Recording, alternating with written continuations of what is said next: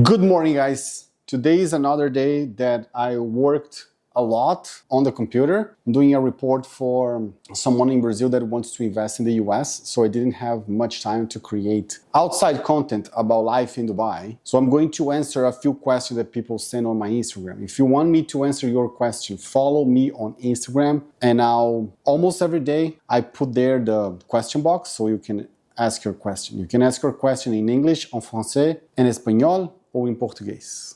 And I will answer for you. Okay, so I have 5 questions today. They are mostly about real estate investment, so I'm going to answer them.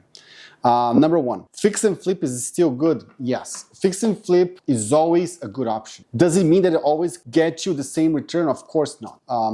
In some periods of time, you have more return because you can find more discounted properties. In some other periods of time, you're going to have less results because the discount's not that much. But in the end, there's always opportunity to find a good property in a bad shape.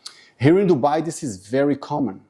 Even though Dubai, if you compare to Miami, the other city that I majorly work on, Dubai is much younger. We're talking about 50 years. Miami, we're talking about 100 years. You still can find here good properties, good fix and flip properties, because there's a lot of people that buy properties here and leave it out to rent, either annual rent or short-term rentals, and they don't take care of their property. So at some point they want to sell it, and they don't want to. They already made so much money on the valuation from the time that they bought and the generated income that they just don't care. So they are going to sell for less. So here in Dubai, it's very easy to find properties with 5 years, 10 years, 12 years old that you can buy for like 1 million dirhams, 2 million dirhams, put 200,000 dirhams on it to renovate, and you can make 600,000 dirhams. And another advantage that Dubai has that Miami doesn't is that here in Dubai we don't have an MLS, so it's harder for the buyer to compare price. Even though you can always check on DBX Interact, in the end, not everybody is aware of that tool, and you can take advantage of that being an investor. So yeah, a fix and flip is still good.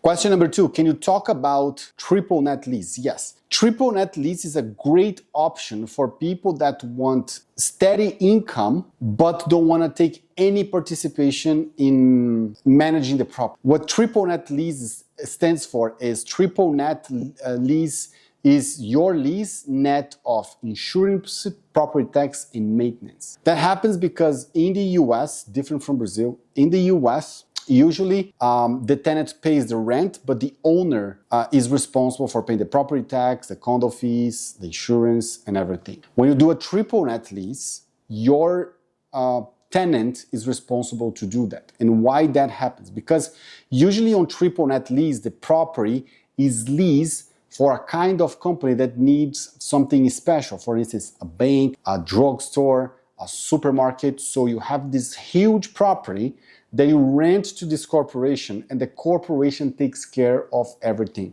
Usually the rents are pretty long, like 30 years, with clauses that change the rent or update the rent, increase the rent periodically with inflation. Sometimes it's a yearly base, sometimes it's 5-year base, sometimes it's 10-year base, so you need to check. But the good thing is that once you buy and you rent, you have to do absolutely nothing and you just collect the check.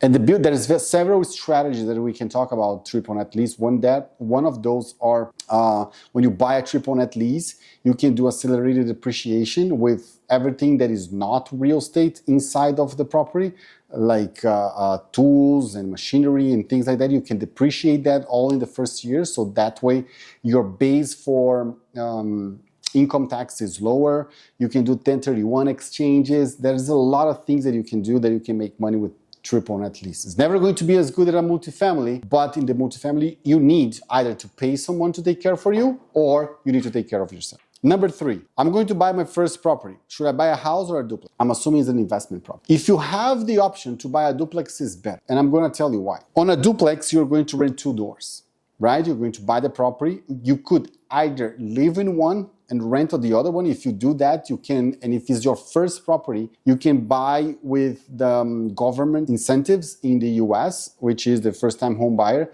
where you can put even 3% down so that reduces a lot your investment amount, which is good. Or you can just buy the property and rent the two doors. You can rent one short-term and the other long-term, both long-term, both short-term. When you have more doors, you have more possibilities and you have less risks. Because if you buy just one house, if the tenant leaves, you lose 100% of your income. If you buy a duplex, triplex, fourplex, if one tenant leaves, you still have the other people paying you for the rent. So more doors is always preferable than one door. Last question, the best passive income. And I'm going to narrow this to real estate. I think the best passive income with real estate is the multifamily. Multifamily is tricky because it might not be very passive if you don't hire someone, but then you're making more money, but you have less free time. But you can hire someone to manage the property so you don't have to work at all. So you buy the property and you collect rent every month. You have someone that's taking care of the property, you have someone that's taking care of the leases, someone that's taking care of the tenants, so you don't have to do basically anything. As an investor, as the owner, you just need to make sure that your property is always in good shape so you can charge the higher rent possible, because the higher the rent, the lower the expensive, the higher is going to be the market value of that property. So those are the questions for today. If you have any questions about real estate, living in Dubai, how to live abroad and still working in your country, which is something that I do.